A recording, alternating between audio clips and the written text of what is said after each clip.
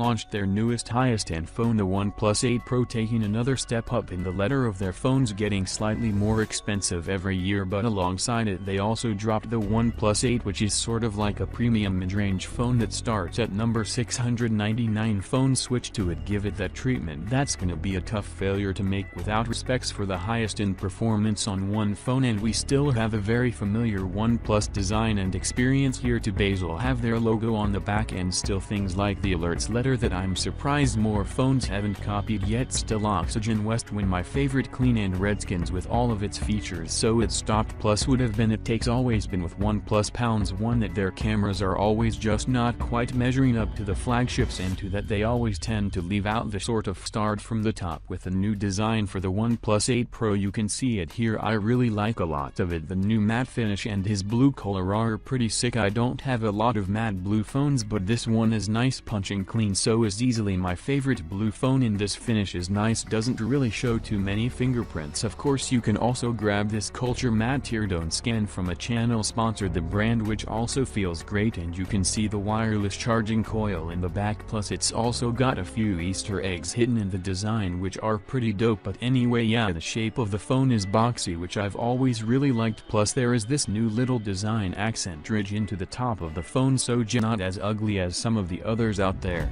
It still is pretty big, like it's annoyingly rocks on the table big for sticking out of the phone that much. Like our point that you're looking at the new display, which is an upgrade to pretty much all the ways that count, but also technically a slight downgrade to. So this is a 6.78 inches 1440p 120Hz AMOLED display, and it's really good. OnePlus and DisplayMate say it's their most color accurate display ever. No, the best OnePlus they've ever given. Can start to sound a lot like the Zomark at this point, but I believe color's great calibration for 2024. All these new flagships, which is the smooth 120Hz refresh rate plus 240Hz touch sampling rate, and it is awesome. I'm looking forward to this. Couple specifics on it. 1, yes, it does let you run both high refresh rate and high resolution at the same time, and that's exactly what I've been doing. 1440p at 120Hz at the expense of battery, but you now live your life. Then yes, it is technically a variable refresh rate, so even when you have it set 220Hz just like last year, it will step down to 60Hz occasionally when you're just sitting around not doing anything, or if you're on the home screen, or if you're in some act that won't use it like Waves or Google Maps or Snapchat or a game or something. Then yes, there is still an optical thing operator underneath that screen. It doesn't appear to be any bigger or faster, but still fairly reliable for me. And yes, the edges are still curved over both sides, and this is my least favorite feature of this display. I still get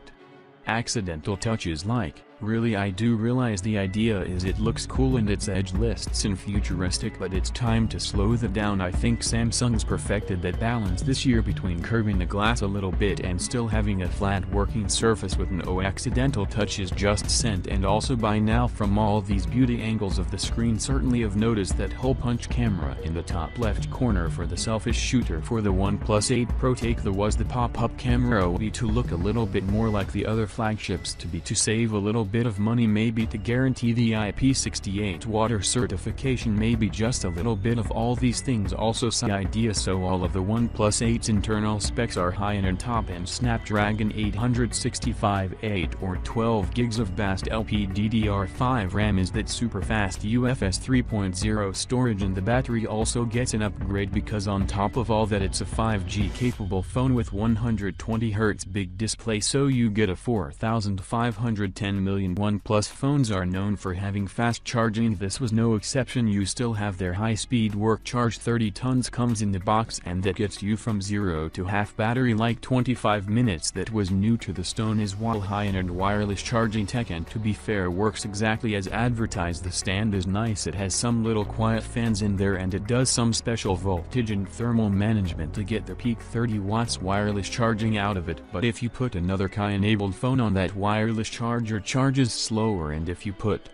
the OnePlus 8 Pro on any other wireless charger, it charges slower because that tech was proprietary. 48 megapixel main camera with OIS. Then there's a 48 megapixel ultra-wide with macro mode, which fun fact is the same sensor as the primary camera from the OnePlus 7 Pro. Then is a 3x telephoto camera, and believe it or not the fourth one is a 5 megapixel color filter camera, so that's your array. Go ahead and say it's spitting out sharp 12 megapixel images with nice dynamic range, and colors a bit overexposed sometimes, that's where, but generally these are nice photos. Also sign in advance for slightly less outdoor photos. Both shelter in place quarantine thing clearly means I also have less people subjects, but yeah, you can tell this isn't a confident nice camera. No autofocus issues at all, especially given some light, and even sometimes when you don't it's nice. I like it. You are still going to get more fringing with close-up subjects. I take a lot of photos, and that's the downside of the big 1/1.4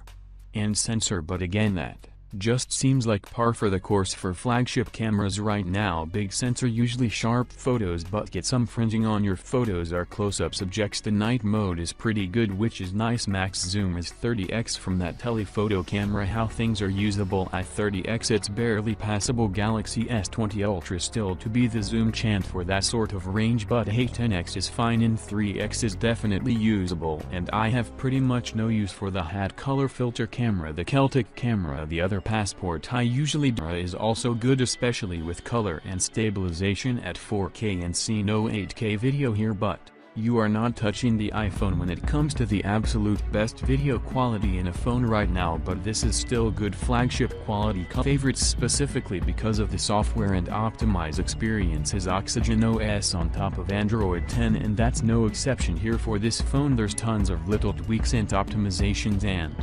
improvements, and little tightened up and nations all over the place, but never feels overloaded like some other overlay. Oxygen OS shelf to the left of the home screen, and it's just Google's Discover page now. Megapixel, and there is really high quality haptics in this phone, again I love that. And then software, there's just a couple new software features here and there that are nicely executed. There's a new dark mode 2.0 theme, some new dynamic wallpapers tucked in there, and just a lot of aesthetic tweaks generally, but they do a good job of not feeling overly cartoony. And then there is a new motion graphics movie toggle that works with certain apps. You can see the whole compatibility list here for my phone, and it worked pretty well when I tried it for like 2 minutes. I feel like I'm against